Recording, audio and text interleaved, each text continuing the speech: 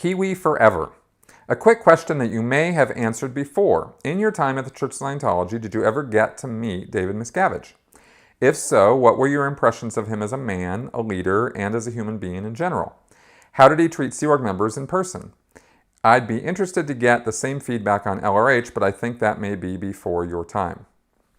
Yeah, I met David Miscavige twice, and the first time was at Flag in Clearwater in 1996, where he did a briefing. I was in a room with him. He was briefing all of us for about 3 days straight, all day on this new release called The Golden Age of Tech that was happening in 1996. And he was intense. He was scary. I got the impression of him as being a very hard-nosed person who was not to be trifled with. He wanted things his way, and there was no question that he was going to get that because he had other people around in the room who were making sure of it, right? This is back when Marty Rathbun was in RTC under Miscavige. In fact, he was there too. It's the first time I met him. And other people from RTC were there to make sure that what he wanted done in that briefing was done. We were being briefed by him, but then there were drills and exercises and things that we were doing, and they were overseeing that.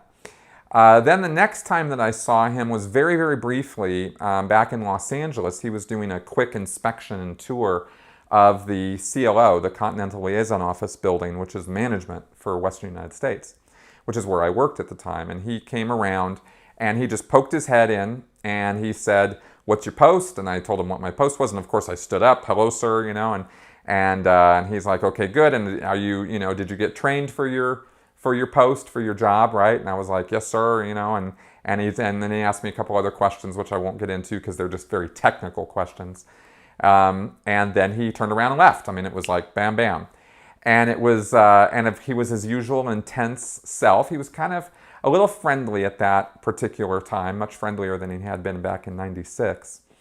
But what was noteworthy was how after he left, like 3 or 4 people hit me, came up after him, who were not with him at the moment, but they came up like just a few minutes after and were like, "What did he say to you? Did he issue any orders to you? What did he say? What did he want?" And I was like, "Oh, well, he said this and this and this. Oh, okay." And, and then there was some more training that I needed that he had said I should do. And so, of course, instantly, like that day, like I think within an hour, I was over in the staff training area getting, a whole program written up for me for my training so as to comply with this COB order, right, that he had just issued to me that I should get some more training for my job, right? The thing about Miscavige when I was in the Sea Org was when he was on base, when he was around in Los Angeles, everybody was freaked out. It was like heightened tension. And, we all, at the time I interpreted this as respect and, like what I didn't interpret it as was fear or terror.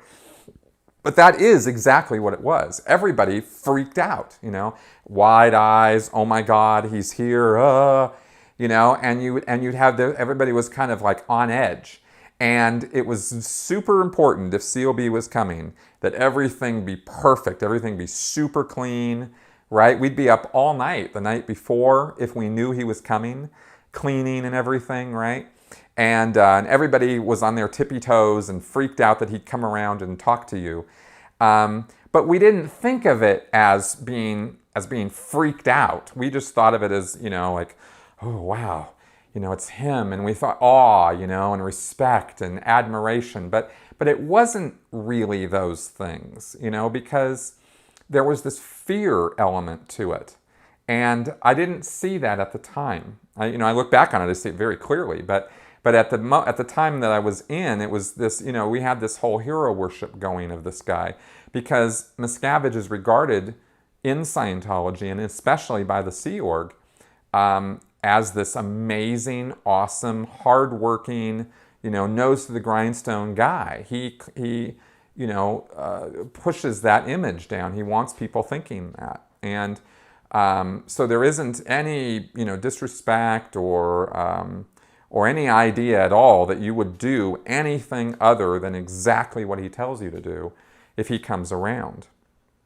So that's kind of the impression of him when I was in. And then, of course, looking back on it, I see that, we were just all scared out of our minds that, we were going to say or do something wrong and it was going to piss him off. And then we were going to get it sent to the RPF or something, right? Get sent to wash dishes or worse, because you hear stories and of his, you didn't really hear stories about his temper or about him hitting people. There was never anything like that.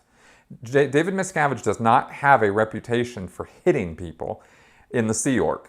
Nobody in the Sea Org thinks that that's what's going on unless they've worked with the guy up at the Int base. Then they know. But at the Int base, nobody can say anything to anybody outside the Int base. It's this closed-off world. And as far as, when people leave the Int base and they talk about what's going on up there, it's always, oh, it's so perfect. Oh, my God. It's the most ideal organization ever. It's just, it's like Scientology heaven there. That's what they all say because they know how much trouble they'd get into if they said anything else. So all of us lowly little peons at the lower levels of the Sea organization who never went to the Int base always had this idea that it was so amazing and wonderful when in fact it's a hellhole. So there you go.